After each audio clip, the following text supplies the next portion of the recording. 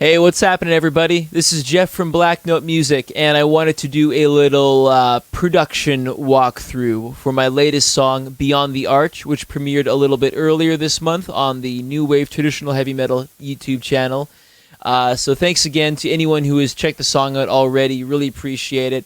If you haven't heard the song already, you can find it on Spotify, it's on YouTube, of course, it's on Bandcamp, and pretty much anywhere else that you could possibly ever want to download or stream music on. Anywho, I got a lot of really kind comments on this song, specifically regarding the production of the song. I had a lot of great comments about the drums and the acoustic guitars playing in the intro. So I thought it'd be fun to just kind of do a little deeper look into how I structure a session. Let's just dive in here. I'm just going to crack open the Reaper session for the song here. All right, so I'm just going to hit play here just on the verse. Never thought I'd hear you cry. All the dreams we thought we'd have. Cool. All right, so that's the song, and as you can see here, I'm running Reaper, of course, and there's a lot going on. If you kind of just look in like the main track window here, you can see that I've got regions kind of setting up the different parts of the song structure, intro, verse, chorus, pre-chorus, chorus, and so on and so forth. These regions are a great way to organize your session in terms of the song structure. Regions are very easy to move around. As you can see, like this outro, I'm just kind of clicking and dragging it to different parts of the song. I can just sort of take this outro and stick it randomly in the middle of another part of the song, and it'll just drag all of the audio information with it, including automation and effects and things like that. Very, very handy. So I use those a lot.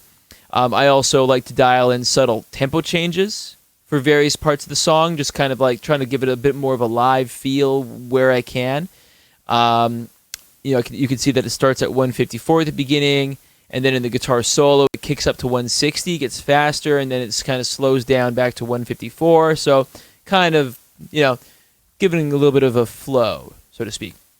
Anywho, so now this song has 77 total tracks running on it.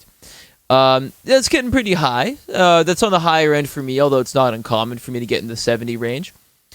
So when you've got so many tracks, it can be very easy to just kind of lose control of your session, and it's very easy to get lost in all of the different things you got happening. So you gotta have session organization practices at play. So I start with broad strokes. I have an instrument folder up here, that's just anything that like a band would be playing on stage. It goes up there. So that's your drums, that's your bass guitar, that's your rhythm guitar, your leads, your solos, that kind of stuff. Then we've got aka, which is a cappella. That's anything related to vocals. Lead vocals, doubles, triples, choir vocals, harmonies, things like that. Vocal effects, reverbs, and delays. That all goes into the a cappella folder. And then finally, we've got the post folder. That's post-production effects. Those are things like synthesizers, keyboards, auxiliary percussion, transitional effects, subdrops, that kind of stuff. That's all going to go in the post folder. So let's just open up the instrument folder here, because that's probably the bulkiest one in this session. So I've got a drum bus, bass bus, and then a folder for all the guitar tracks. There are quite a few. Let's start with drums really quick. This is a relatively simple drum session for me. And I'm just going to solo them up here.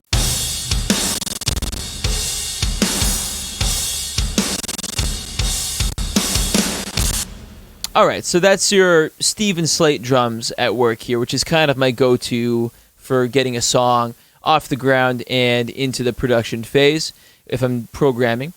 Now, I will often supplement my Steven Slate drums with additional tracks, though. So how I organize my drums is, again, I kind of put the like instruments into folders with each other.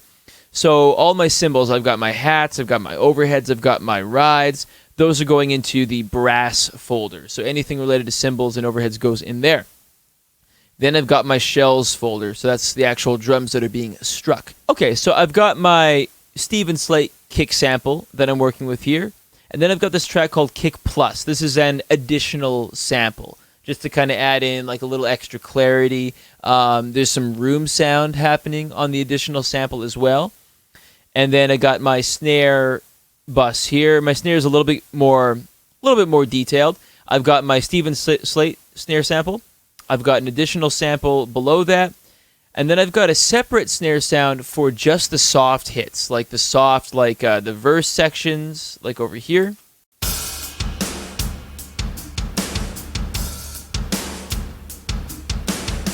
Which is a little bit different than how it plays like in the bridge section.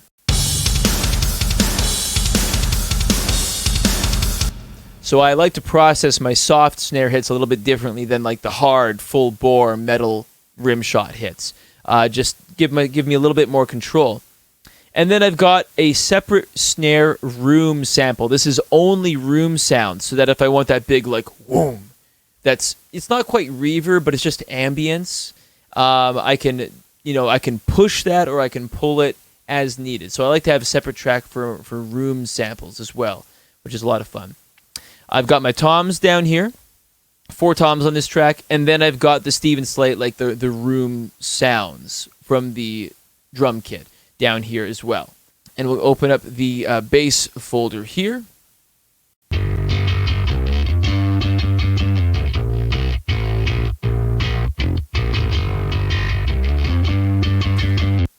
Cool. All right. So when I process bass, I split the bass up into at least 2, usually 3 tracks.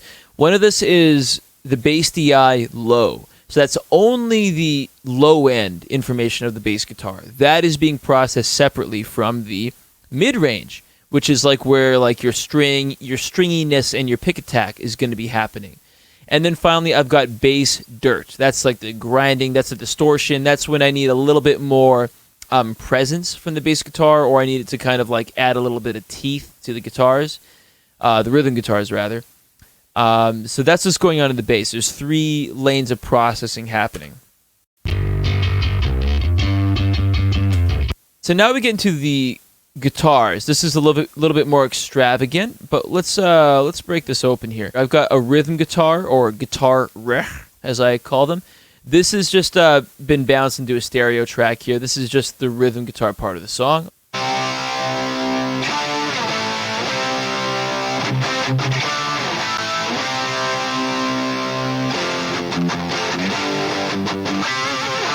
Cool, so that's just double tracked, 2 separate takes, hard panned left and right. The amp sim I was using on this one was Mercurial Spark, which is a fantastic Marshall amp simulator. And there's some, I think the impulse responses I was using were from Bogren Digital, the Jens Bogren impulse responses. He makes some very good stuff, so I've been using those quite a bit lately. And then, of course, we got our lead guitar stuff down here. So the lead guitar actually wasn't too intense on this song. There is a guitar solo.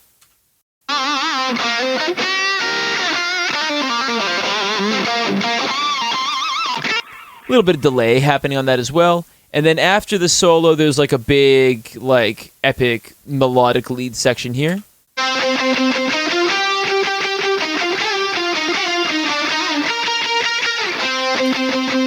So what you're hearing there, that's 4 layers of lead guitar. That's kind of the main lead that's being panned out slightly. And then an octave of that same melody note panned out a little bit further. And then halfway through, it breaks into a harmony.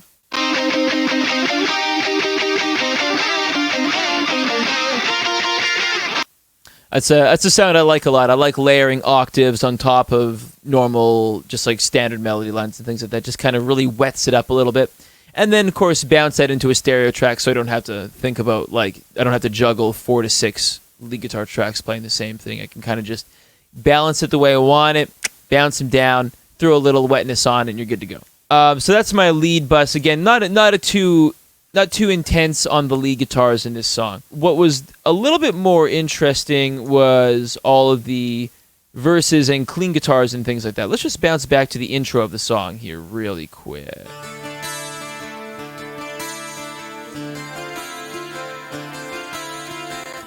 So I'm not going to lie, I'm pretty proud of how that turned out. It's very like Fate's Warning to me, one of my favorite bands, biggest inspirations for sure. Let's talk about what I did here. Now, obviously, there's a 12-string guitar happening.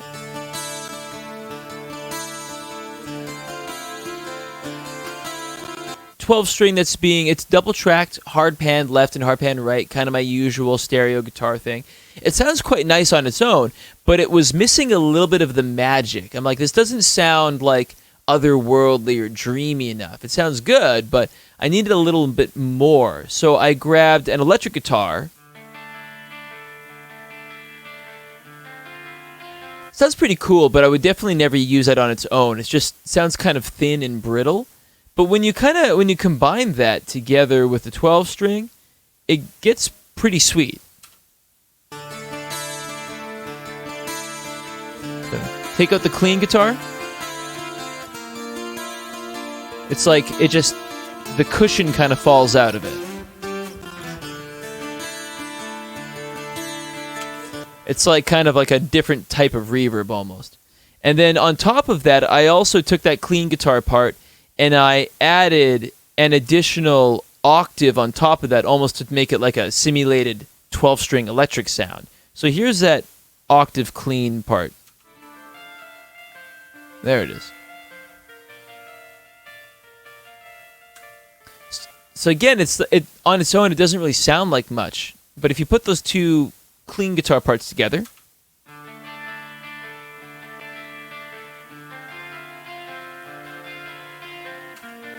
so that on its own already sounds pretty cool. That's already kind of getting somewhere more usable. But the 12-string, when you add that in, it's just like, yeah. Yes, works great for me. I love that. There's also a little bit of reverb on there as well. That's the reverb by itself. Again, just kind of laying down a nice soft cushion of beautiful harmonics to kind of just support the main melody of the vocals. So that's kind of the production that went into that guitar intro, that guitar layout.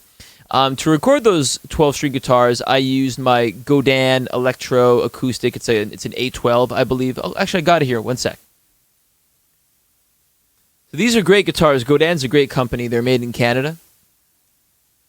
And it's just kind of like a thin line acoustic. I mean, you can't really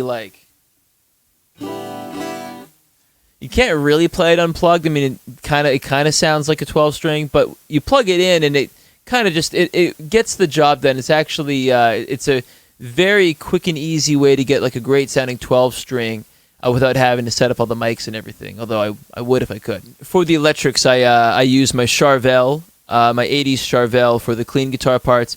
And then I used my custom, my VSK for my rhythm guitar and leads, my usual squeeze. So that's the guitar stuff, and that basically covers all of the instrumental portion of this tune here. Let's get to the vocals really quick. So let's just kind of crack open the leads for a second here. Never thought I'd hear you cry. There he is. All the dreams we thought we'd had. All right, that's enough. In a lot of my songs, I've doubled my vocals as a default because that's what people do. But I've kind of come to decide that I actually don't really like the sound of double vocals that much, or at least not when I do them. Not when most people do them, actually. I think you got to be either an amazing singer or you got to have some pretty serious editing to make a double vocal sound really tight and really good. So I went without doubles on this one. I thought it just came out sounding a little bit more clear. And it's a love song. It's kind of a mournful, lonely love song. So I wanted that loneliness to come through with just a single layer of vocal. There's a separate line of vocals for the chorus of the song as well. Now I'm gonna wait for so long. This is doubled. Chorus is doubled. Wait for so long. Okay, anyway, so yeah, I got 4 tracks of lead vocals here. I've kind of got my main verse lead, and then I've got the chorus lead, which is then doubled. And then there's a little bit of extra stereo doubling on things like the bridge, for example. Screaming and dreaming at the edge of the world. Woo! Boy. Okay. All right, so now that brings us to some backing vocals. The backing vocals, I went pretty hard on this song. There's a lot of backing vocals, fat stacks, lots of layering. I love layering my backing vocals and getting big choir effects and things like that. Now, one thing that I normally do that I did not do in this song for some reason is I normally consolidate my harmonies into like bulk stereo tracks. Like I'll put all the verse harmonies on one track. I'll put all the chorus harmonies on one track once I've balanced them out the way I want them. I did not do it for this one. I'm not totally sure why, but you don't always have to, I guess. Okay, so I've got my chorus harmonies down here. That's something that I do is I'll put the chorus harmonies in a separate folder, verse harmonies in a separate folder, just so I can process them a little bit differently. Now I'm gonna wait for so long. Wait for so long to cry. And, kind of pan them out nicely and everything. I've got like a high and a low voice down there. Then there's the third chorus, which is way bigger. So long. So all my friends came out to hang out. It's very nice of them. All right, and then let's look at the verse harmonies here. The verse harmonies were a lot of fun. I did. You'll notice that I have a folder for words and a folder for ahs. So we got both of those things happening here. These are the words. In the frozen moonlit night. Bit of a lo-fi thing going on there. After that, between the words, we have the ahs.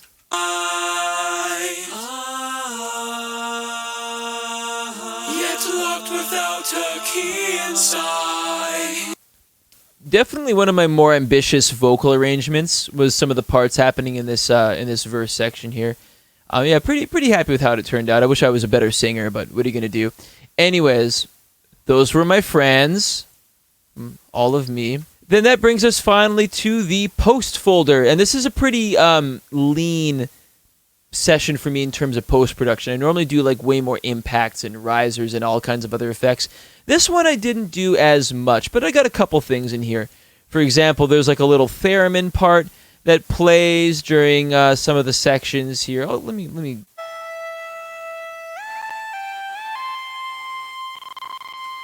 So the theremin, I get that sound with the Brainworks Oberhauser synthesizer, I believe. That's a go-to of mine. I really like it. It's got a built-in sequencer, and it's got like its own built-in effects rack. You can get quite a few sounds out of it, and it's really great. I use it in a lot of my dungeon synth stuff as well. It's a great one, and you can usually find it on sale for pretty cheap when Brainworks is doing their seasonal sales. And then we got some auxiliary percussion stuff. Let me just open this way up here. So we got some shakers and some tambourines and stuff like that. I just kind of put them all in one track.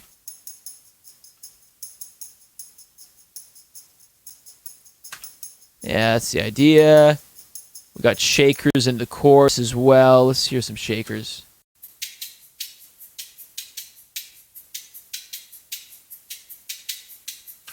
Spicy. I like it. So I get a lot of the auxiliary and post-production percussion stuff. I get that if I don't do it by hand, I'll use a plugin called Skaka by Clevgrand. It's just got all kinds of like different percussion instruments, triangles, shakers, all kinds of like Latin instruments and things like that. Very cool stuff. Very, very handy for adding just a little bit of extra movement and energy and a little bit of extra, just a little bit of extra motion to a part where you just need a really subtle on like a halftime feeling section. It's one of those things that you don't necessarily hear, but you feel them. And that's actually what a lot of my post-production is meant to do. It's just meant to be stuff that you don't necessarily hear overtly. Like, here's some impacts that we've got. Check these out. I got some sub-drops and some impacts. So those are big. Boom. Now, in the mix, you don't really hear those too much. In fact, why don't we just play that really quick?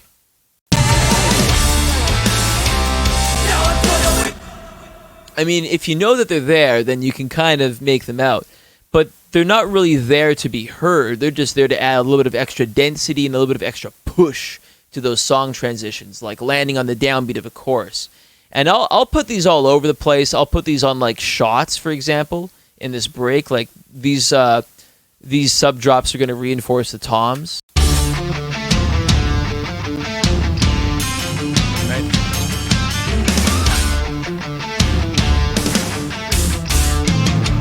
Again, just adds a little bit of oomph onto those as well.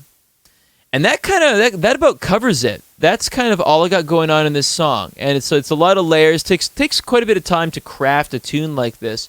but from start to finish and top to bottom and everything.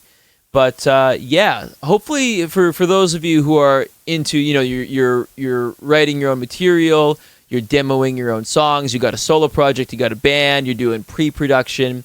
Hopefully this gives you some perspective and maybe some ideas on some things that you can do in your own work and in your own sessions to keep things organized or approach your routing and things like that. Yeah, hopefully you found this interesting. If you have any questions about this production rundown or about any other songs that I've done in the past, get at me, drop me a line, leave a comment or anything. Would love to hear from you folks. And yeah, just hope you enjoy the song, and there's much more coming soon. So stay tuned, and thanks for sticking with me. Cheers.